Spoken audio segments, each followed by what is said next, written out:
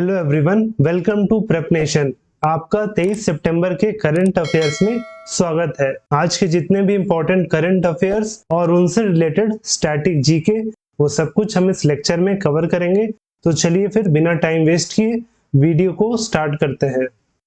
पहला क्वेश्चन है, which city has been nominated as the first ever Shanghai Cooperation Organisation tourism and culture capital? किस शहर को पहली बार शंघाई सहयोग संगठन पर्यटन और सांस्कृतिक राजधानी के रूप में नामित किया गया है? तो पहला एससीओ का टूरिज्म एंड कल्चरल कैपिटल बना है option D Varanasi. Option D Varanasi. और वाराणसी शहर को नॉमिनेट किया गया था पहला cultural and tourism capital for the year 2022-23 के लिए in the 22nd meeting of SCO council, जो हुआ था उज्बेकिस्तान के समरकंड में, जहां पे प्रधानमंत्री नरेंद्र मोदी जी 2 दिन के दौरे पे गए हुए थे। और इसके तहत जो बनारस में 2022-23 में जितने भी इवेंट्स होंगे उसमें एससीओ के जितने भी मेंबर्स हैं उनको इनवाइट किया जाएगा उस इवेंट में। और इससे 2 फायदा होगा। पहला कि जितने भी एससीओ मेंबर कंट्रीज है उनके बीच में जो संबंध है वो और मजबूत होगा, और वहीं इसके साथ ही जो भारत की संस्कृति और पर्यटन है उसको भी बढ़ावा मिलेगा। Name the European country that recently became an electoral autocracy. तो वो कौन सा यूरोपियन देश है जो हाल में ही एक चुनावी निरंकुशता बन गया है? तो वो है option B Hungary. Option B Hungary. और वही हंगरी की राजधानी है बुडापेस्ट।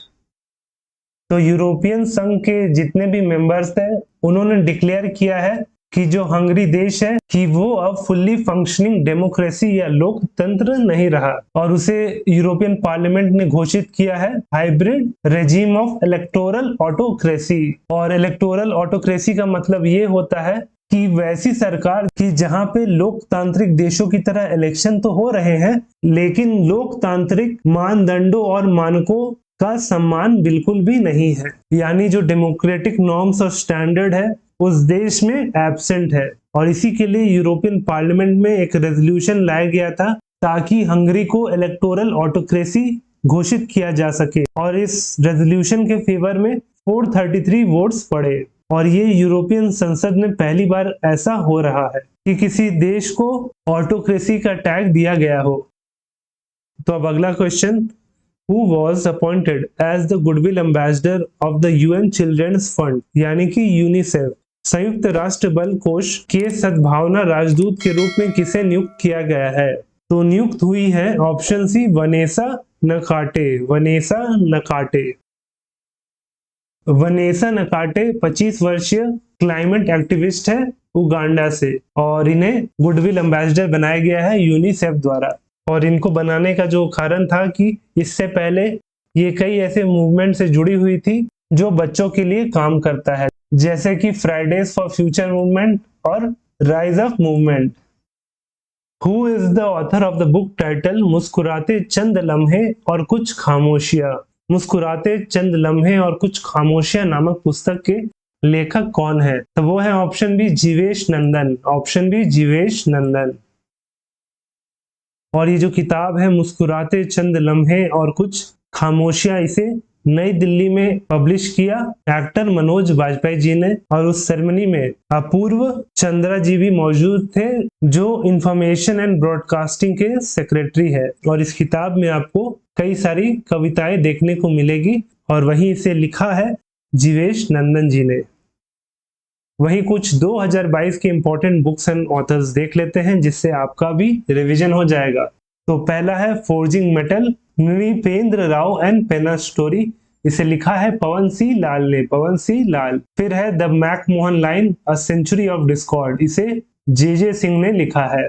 वहीं on board my years in BCCI, इसे रत्नाकर शेट्टी जी ने लिखा है। वहीं फियरलेस गवर्नेंस किताब किरण बेदी जी ने लिखा है।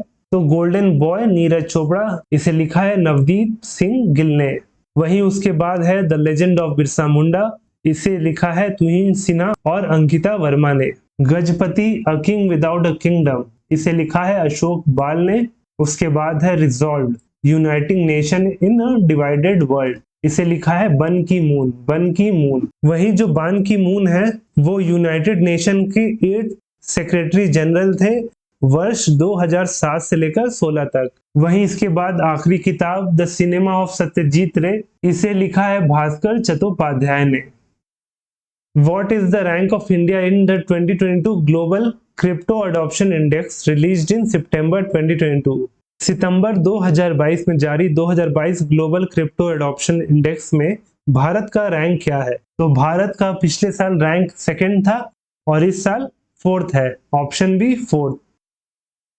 तो इस साल के एडिशन में भारत का स्थान फोर्थ रहा है और आपको इंडेक्स स्कोर जानने का जरूरत नहीं है, ये एग्जाम पॉइंट ऑफ व्यू बिल्कुल भी इंपॉर्टेंट नहीं है। वहीं इस इंडेक्स में दूसरी बार वियतनाम ने टॉप किया है, पिछले साल भी वियतनाम फर्स्ट था और इस साल भी। वहीं दूसरे नंबर पे फिलीपींस है, तो तीसरे नंबर पे यूक्रेन। वहीं हमने जैसे पहले बात किया था कि पिछले एडिशन में भारत दूसरे पोजीशन पे था, वियतनाम के जस्ट पीछे। वहीं इस इंडेक्स को पब्लिश करता है क्रिप्टो एनालिसिस फर्म जिसका नाम है Chainalysis। Who has become India's 76th grand master? Bharat के 76वें ग्रैंड मास्टर कौन बने हैं? तो वो बने हैं ऑप्शन डी प्रणव आनंद, ऑप्शन डी प्रणव आनंद। तो 15 वर्षीय प्रणव आनंद ने वर्ल्ड यूथ चेस चैंपियनशिप जो कि चल रहा है रोमानिया में, उसमें 2500 एलो पॉइंट्स को क्रॉस करते ही ये भारत के 76 ग्रैंड मास्टर बन गए। और वहीं वर्ल्ड चेस फेडरेशन की बात करें तो ये 20 जुलाई 1924 को फाउंड किया गया था और इसका हेडक्वार्टर है स्विट्जरलैंड के लुज़ैन में। वहीं प्रेसिडेंट है अर्काडी वोर्कोविच और वहीं डेप्यूटी प्रेसिडेंट है भारत के Vishwanath Anand. Which company has signed an MOU with Indian Institute of Science to promote research and development? किस कंपनी ने अनुसंधान और विकास को बढ़ावा देने के लिए भारतीय विज्ञान संस्थान के साथ समझौता ज्ञापन पर हस्ताक्षर किए हैं? तो इंडियन इंस्टीट्यूट ऑफ साइंस के साथ ये MOU साइन किया है, option B Shell India, Shell India. और ये MOU साइन किया गया है to promote research and development in the areas of energy and environment, यानी ऊर्जा और पर्यावरण के क्षेत्रों में अनुसंधान और विकास को बढ़ावा दिया जा सके। और वहीं इसके साथ ये लोग प्रयास करेंगे कि जो ग्रीन हाउस गैसेस का एमिशन है उसे कम से कम किया जाए। वहीं बात करें इंडियन इंस्टीट्यूट ऑफ साइंस की, तो इसे फाउंड किया था जमशेदजी टाटा और कृष्ण राजा वडियार 4 ने इन द ईयर 1909 को। और वहीं इसका लोकेशन बेंगलुरु है और वही करंट डायरेक्टर है इस इंस्टीट्यूट के गोविंदन रंगराजन जी। Which country has signed an MOU with the China National Space Agency to work together on the moon mission? चंद्रमा मिशन पर एक साथ काम करने के लिए किस देश ने चीन की राष्ट्रीय अंतरिक्ष एजेंसी के साथ समझौता ज्ञापन पर हस्ताक्षर किए हैं? तो चाइना का स्पेस एजेंसी ने ऑप्शन डी यूएई के साथ मिलके इस MOU पे साइन किया है।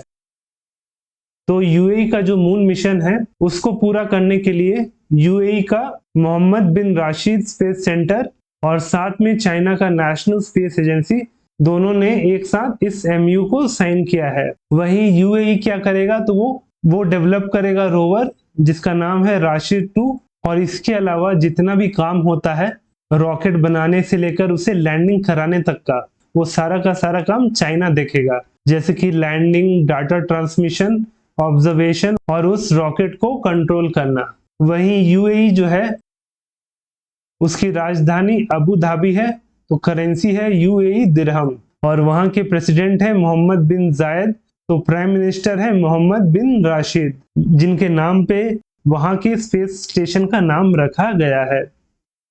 What is the currency of Sweden? Sweden की मुद्रा क्या है? तो ये जो क्वेश्चन है वो आप सभी के लिए है, इसका सही आंसर हमें नीचे कमेंट करके बताएं। और हमेशा की तरह हमारा डेली करंट अफेयर का लेक्चर का PDF आपको हमारे टेलीग्राम चैनल प्रेप नेशन पे मिल जाएगा, जिसका लिंक नीचे डिस्क्रिप्शन में दिया गया है। आप वहां पे जाके उसे फ्री में डाउनलोड कर सकते हैं। और अगर वीडियो अच्छा लगा हो तो वीडियो को लाइक करें और साथ में हमारे चैनल प्रेप नेशन को सब्सक्राइब करें।